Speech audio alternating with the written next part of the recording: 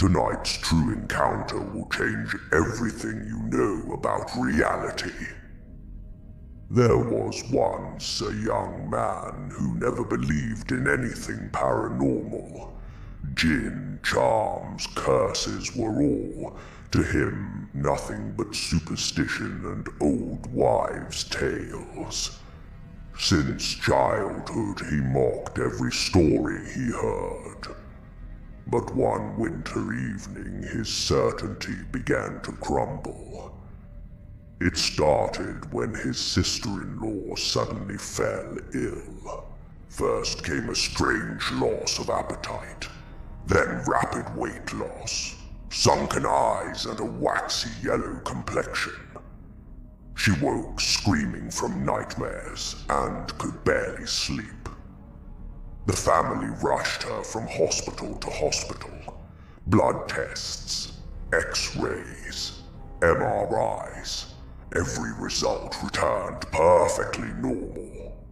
Yet she withered before their eyes, finally confined to bed, almost motionless. In desperation and with no answers from medicine, the family decided to visit a reclusive old spiritual healer whose reputation passed from whisper to whisper. The young skeptic went along only to prove to himself that science had an explanation for everything. They arrived late at night to a house heavy with stillness. A cold current greeted them the moment they stepped inside.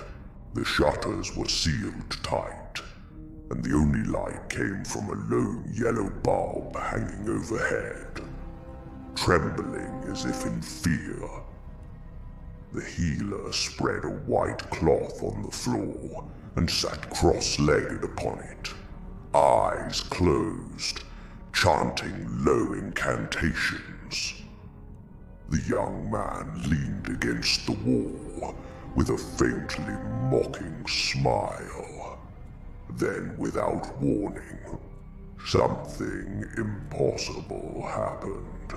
From nowhere, a small amulet, a muska, dropped onto the white cloth with a soft thud, as if an invisible hand had released it. He blinked hard. Another muska fell, then another.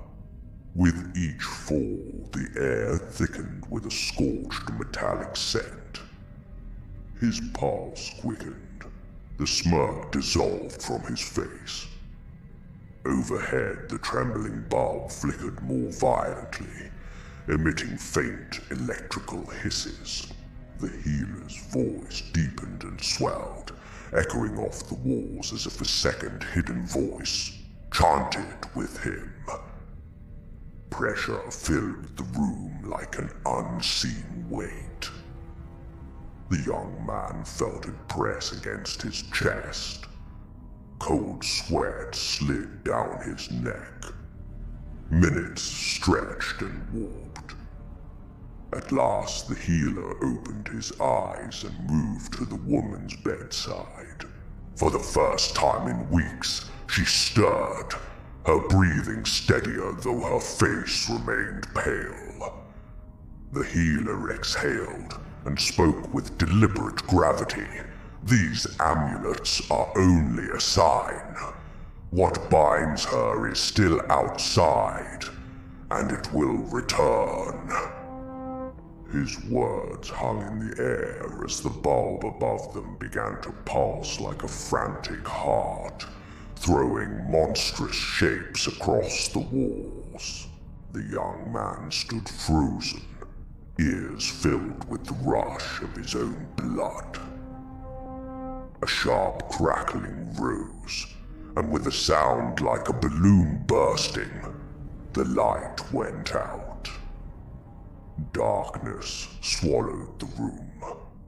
Only the woman's ragged breathing and a low hum from deep within the walls remained. The young man's knees trembled. Then from the blackness, a cold wind swept across his skin. like the breath of something unseen moving through the room. The healer kept his eyes closed and whispered, yet his words carried to every corner. This is only the beginning. The real presence has yet to enter. At that instant, an icy pressure grazed the young man's chest, as if a foreign hand slid over his heart.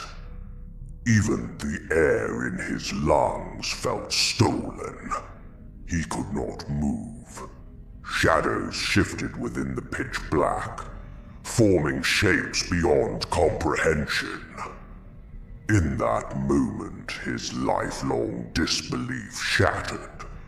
Charms, djinn, and sorcery were no longer empty myths, but an urgent, dangerous reality.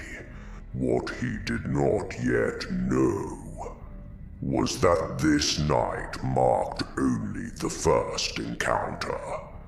Far darker days were waiting beyond the veil.